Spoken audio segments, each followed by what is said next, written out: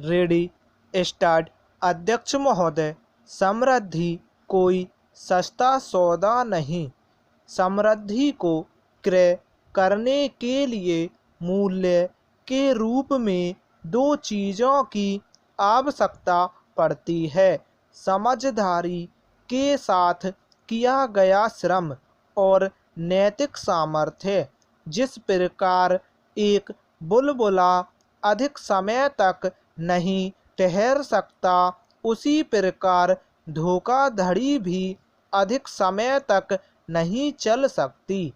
धोखाधड़ी से थोड़े समय के लिए तेजी के साथ धन दौलत भले ही इकट्ठी कर ली जाए, परंतु अंततः उसका विनाश निश्चित है। धोखाधड़ी का सहारा लेकर स्थायी रूप से कभी कुछ प्राप्त नहीं हो सकता। उससे क्षणिक लाभ भले ही उठा लिया जाए, लेकिन उससे होने वाली हानि अपने साथ बहुत कुछ ले जाती है।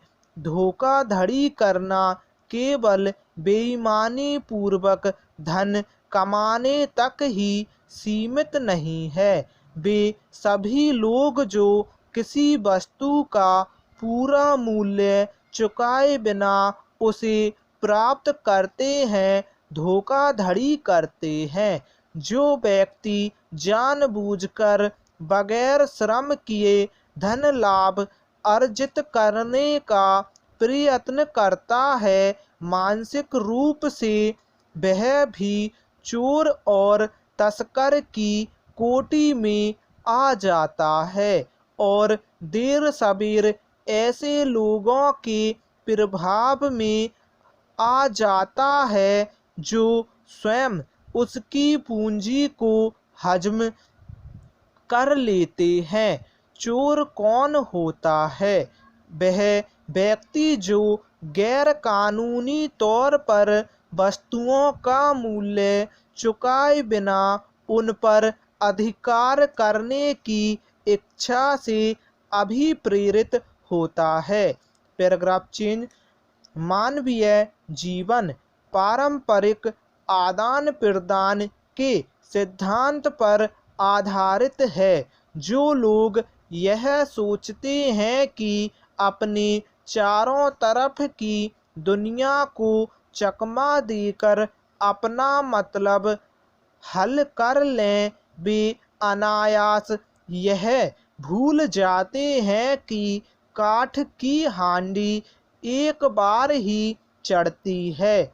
वे ऐसा करके अपने आप को समृद्धि के मार्ग से दूर हटा ले जाते हैं।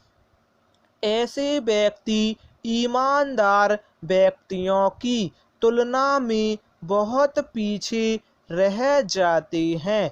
जो व्यक्ति अपने कार्य के लिए सबसे अधिक उपयुक्त व श्रेष्ठ हैं, वे ही मैदान में अंत तक टिक पाते हैं।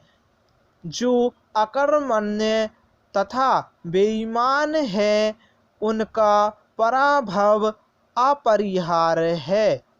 Paragraph change.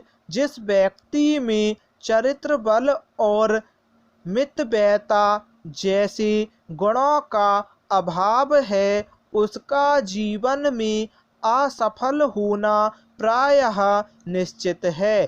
किंतु यदि उसे उपर्युक्त गुण वरदान स्वरूप प्राप्त हैं, तो वे उसके शक्ति स्रोत बन जाते हैं।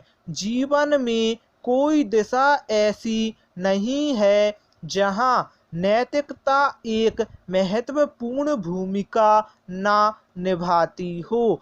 सच्चाई जहाँ कहीं भी होगी, सभी प्रकार के क्रियाकलापों पर उसकी छाप स्पष्ट दिखाई देगी। इसका कारण यह है कि इस गुण में एक आश्चर्यजनक शक्ति है जो हमारे बल को अजेय बनाती है।